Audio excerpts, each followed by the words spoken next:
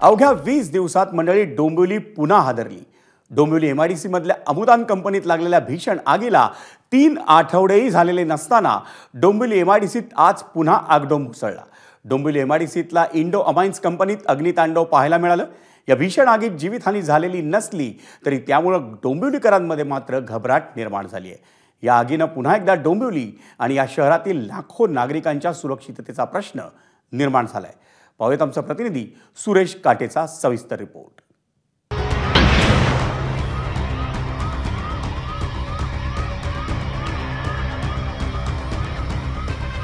आम्ही घाबरलो आतून, आमची मुलं बाळ सगळी बाहेर आहेत। कंपन्या बंद करायला सांगा ना सरकारला। सरकार काय माणसाचा जीव घ्यायला निघाले का काय? आता इथून आम्ही जायचं कुठं? सारखं असं व्हायला लागलं आता। डोंबिवली MIDCत आग डोंब।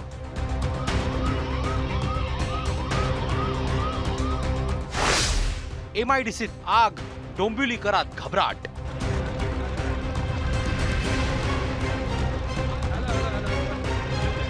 डोंबिवली पुन्हा हादरली,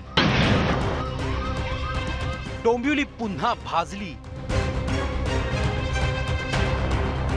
डोंबिवली पुन्हा घुसमटली, डोंबिवली पुन्हा कमालीची घाबरली।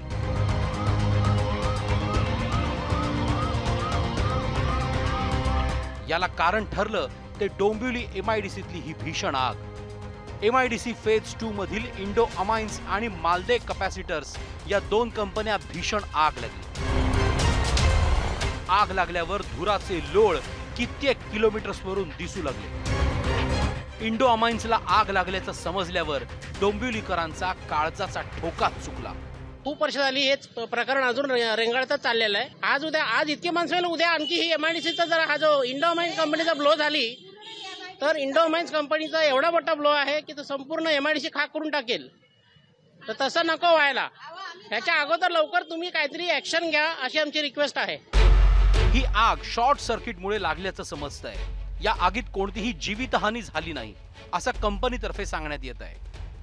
सुरुवातीच्या फेजमध्ये तिथे काही मोठ्या प्रमाणामध्ये ज्वाला आणि काही स्फोट तिथे झाले होते आणि प्राथमिक माहिती अशी मिळते की कंपनीच्या मॅनेजमेंटकडनं की सध्या कंपनीमध्ये कुठलाही कामगार अडकलेले नाहीत। मी आता MIDC सोबत याचं नियोजन करतो की एक एक्सटेन्सिव्ह इथे कशा पद्धतीने आपण सर्व्हेलन्स केला पाहिजे जेणेकरून असे इन्सिडेंट्स होणार नाही। नक्की प्रिव्हेंटिव्ह मेजर्स याच्या अनुषंगाने डिपार्टमेंट सोबत बसून आम्ही करण्याचा डिसिजन करू। 10 लोक कार्यरत होते, ते आम्ही थोडंसं हे झाल्यानंतर सर्वांना व्यवस्थिशीर आम्ही बाहेर हे केलं त्यांना, आणि त्यामुळे कुठल्याही प्रकारचं काही जीवितहानी असं झालेली नाही आहे। फक्त कंपनीचं मोठ्या प्रमाणात नुकसान झालेलं आहे, तर ते आम्ही हे करू, याचं काही असं हे नाही असं आहे। डोंबिवली MIDC हा अक्षरशः एक टाइम बॉम्ब झालाय। 26 मे 2016 डोंबिवली MIDC प्रोबेस कंपनीमध्ये स्फोट झाला। यात 12 जणांचा मृत्यू झाला, 200 जण जखमी झाले। 18 फेब्रुवारी 2020 डोंबिवली MIDC मध्ये मेट्रोपॉलिटन एक्झिकेम कंपनीला आग लागली। 9 मार्च 2023 डोंबिवली MIDCत प्राज टेक्सटाईल कंपनी रॅमसन कंपनीला आग लागली। 15 मार्च 2024 डोंबिवली MIDCतच Galaxy chemicals and pharmaceuticals company केमिकलच्या स्फोटामध्ये एकाचा मृत्यू झाला। 5 जुलै 2019 अंबरनाथ MIDCत प्रिशिया केमिकल कंपनीला आग लागली। आगीत अनेक कामगार जखमी झाले।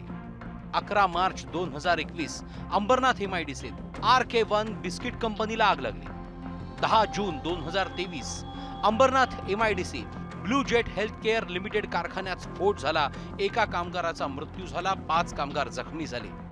18 जानेवारी 2024 बदलापूर खरवई VK केमिकल्स कंपनीत स्फोट झाला।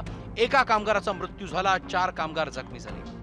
23 मे 2024 अमुदान कंपनीत स्फोट झाला, 19 कामगारांचा यात मृत्यू झाला। अग्निशमन दलाने प्रयत्न करून काही तासातच आग आटोक्यात आणली, मात्र आग आटोक्यात आली तरी मूळ प्रश्न कायम राहतो। डोंबिवलीला हादरे देणाऱ्या, जीव मुठीत धरून राहायला लावणाऱ्या या कारखान्यांवर काही अंकुश येणार का? डोंबिवली MIDC हा एक टाइम बॉम्ब झालाय। हा टाइम बॉम्ब सतत टिकटिकतो, तो केव्हा फुटेल हे सांगता येत नाही। अमुदान कंपनीतल्या स्फोटानंतर नोटीसही दिल्या, नेहमीप्रमाणे समिती स्थापन झाली, आश्वासनं मिळाली आणि अवघ्या 20 ते 22 दिवसात पुढची दुर्घटना घडली।